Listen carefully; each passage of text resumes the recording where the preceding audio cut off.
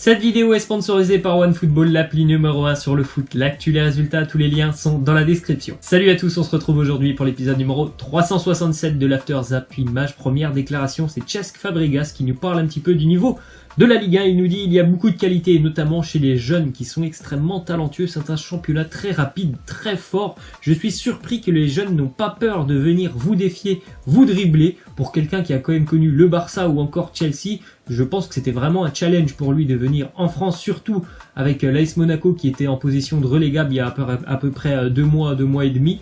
Il est agréablement surpris déjà par le niveau des joueurs du côté de Monaco. Il y a beaucoup de jeunes et aussi par le niveau de certains joueurs en Ligue 1. Il y a quand même vraiment de très très bons talents dans notre championnat. Ensuite, une info du côté de l'Olympique Lyonnais, Jean-Michel Aulas qui a très peu apprécié le communiqué des Bad Gauns avant leur rencontre. Ce communiqué l'aurait renforcé dans ses convictions de prolonger Bruno Genesio. Cette prolongation devrait être officielle la semaine prochaine après la demi-finale de Coupe de France entre l'Olympique Lyonnais et le Stade Rennais. Ces derniers temps, on ne savait pas si Bruno Genesio allait continuer avec Lyon.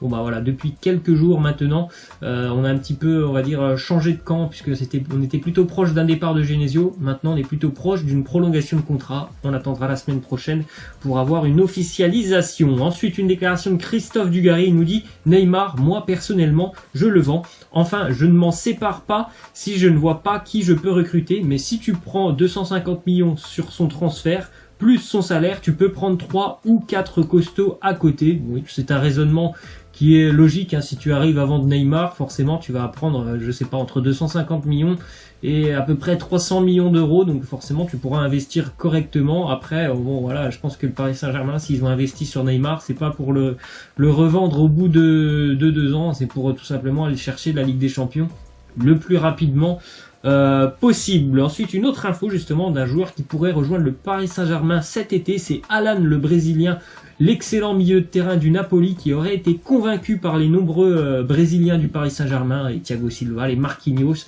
enfin bref, on les connaît. Il lui aurait beaucoup parlé et aurait tenté de le convaincre, et visiblement ça aurait marché puisque Alan pourrait maintenant tout simplement rejoindre le PSG cet été. On sait que c'est une cible du Paris Saint-Germain pour le mercato. Alan, c'est un joueur très important. Le Paris Saint-Germain recherche ce style de joueur au milieu de terrain, quelqu'un d'hargneux, qui a du ballon aussi, c'est un bon joueur et il ne lâche vraiment rien sur le terrain, c'est un bon profil.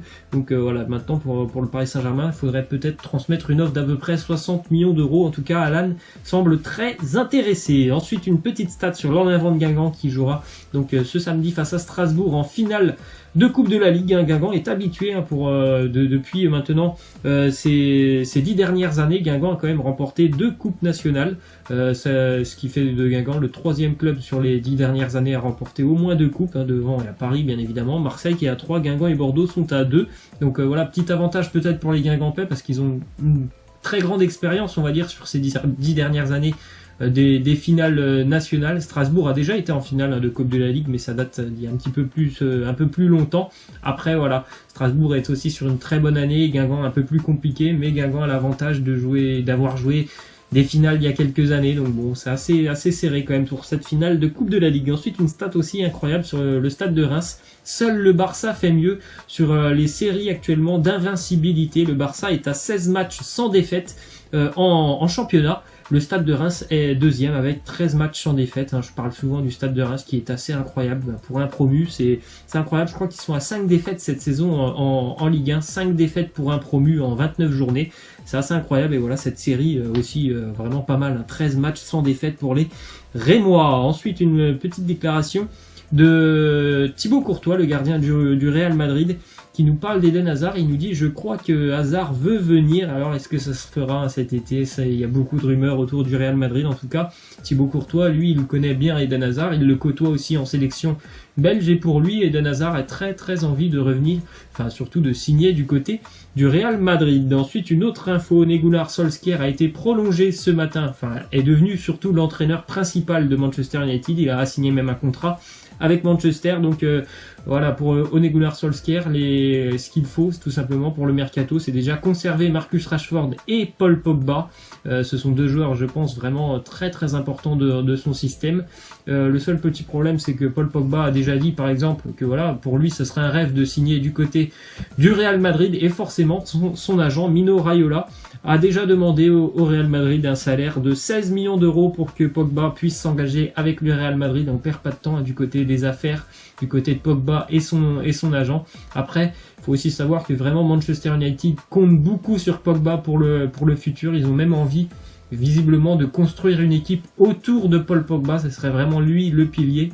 Après, bon, voilà, et je pense que ça va être vraiment très très mouvementé cet été sur le mercato du côté du Real, comme beaucoup aussi de clubs anglais. Ensuite, une autre info qui concerne aussi le Real Madrid, celle-là elle est vraiment très intéressante aussi, Sadio Mané qui aurait déjà donné son accord pour rejoindre le club madrilène cet été. On sait que c'est une cible de Zinedine Zidane, il a envie de l'avoir dans son effectif, et bien Sadio Mané serait prêt à rejoindre le Real cet été. Mané qui visiblement pour lui, il a fait le tour du côté de Liverpool, ça fait déjà quelques années qu'il est là-bas, il a beaucoup apporté aux Reds, et pour lui voilà, je pense que c'est son avis, il a envie de découvrir autre chose. Donc il y aura déjà un accord entre Mané et le Real Madrid. Alors, reste à voir maintenant si ça sera officiel dans les prochaines semaines ou prochains mois. Ensuite, déclaration de Carles Puyol, il nous parle d'Arthur, la petite pépite brésilienne du Barça. Il nous dit, on lui a demandé, est-ce qu'il peut être le successeur de Xavi au Barça? Il nous dit oui, il a 22 ans, il a une énorme personnalité et des qualités similaires, mais le comparer à Xavi,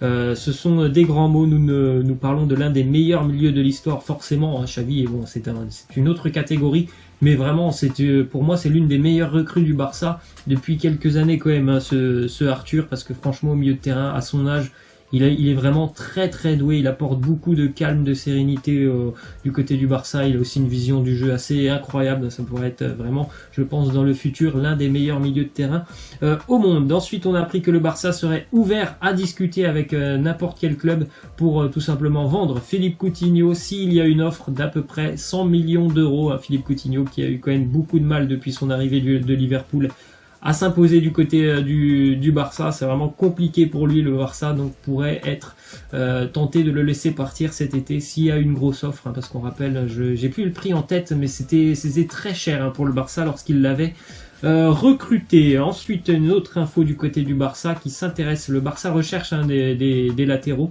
Le Barça s'intéresse à Rafael Guerreiro, qu'on a bien connu en France, qui évolue maintenant aussi du côté du Borussia Dortmund. En plus, c'est quelqu'un de polyvalent, Guerreiro. Il peut jouer en tant que latéral, il peut jouer aussi un peu plus haut en tant que milieu, voire ailier. Donc c'est vraiment quelqu'un qui, voilà, sur son couloir, il peut évoluer sur tous les postes. C'est un profil intéressant. Déjà, deux recruteurs du Barça, notamment Eric Abidal, l'ont supervisé à de nombreuses reprises. Ensuite, du côté du Bayern Munich, pas mal d'infos aussi. Le Bayern serait prêt à proposer 75 millions d'euros au Bayer Leverkusen pour Kai Havertz, le jeune milieu de terrain de 19 ans. C'est vraisemblablement la plus grande pépite actuellement du football allemand, c'est 19 ans. Il est lui aussi très très doué techniquement. Comme Arthur, un petit peu une très très bonne vision du jeu. À 19 ans, c'est vraiment une très très grosse pépite. Le Bayer Leverkusen demande 100 millions d'euros, en tout cas le Bayern Munich est très intéressé. Ensuite, on jette un petit coup d'œil au top 10 des recrues les plus chères du côté du Bayern, puisque Lucas Hernandez est officiellement un joueur du Bayern Munich. C'est 80 millions pour Hernandez, le deuxième c'est Tolisso, 41 millions. Et puis on a aussi un autre Français, Benjamin Pavard, qui rejoindra le club aussi cet été, 35 millions d'euros. Le Bayern aime beaucoup les Français, et comme on l'avait prédit, hein, le Bayern va beaucoup investir pour renouveler son effectif cet été. Ensuite, déclaration d'un joueur du Bayern, c'est Mats Hummels qui parle de son éviction de la sélection allemande par Joachim Löw. Il nous dit: il était impossible pour Löw de trouver la manière idéale de nous informer. Nous aurions pu avoir plus de reconnaissance, mais mes 8 années avec l'Allemagne ont été formidables. Bon, voilà, il est pas très rancunier, hein, visiblement. Mats Hummels, il retient surtout les événements positifs dans sa carrière avec la sélection allemande. Bien évidemment, je pense en premier lieu le titre de champion du monde en 2000. 14. Ensuite, une déclaration de Louis van Gaal, l'ancien entraîneur de Manchester United. Il nous dit: mon successeur à Manchester, Mourinho, a changé de tactique pour garer le bus et jouer en contre. Aujourd'hui, ils ont un autre entraîneur, Solskjaer, qui gare le bus et joue en contre. La différence, c'est que Solskjaer gagne. Alors bon, franchement, je pense que c'est difficile de comparer Solskjaer et Mourinho, parce que vraiment, Solskjaer propose beaucoup plus de jeux. En tout cas, son équipe propose beaucoup plus de jeux que celle de Mourinho. Moi, j'ai regardé Manchester avec Mourinho.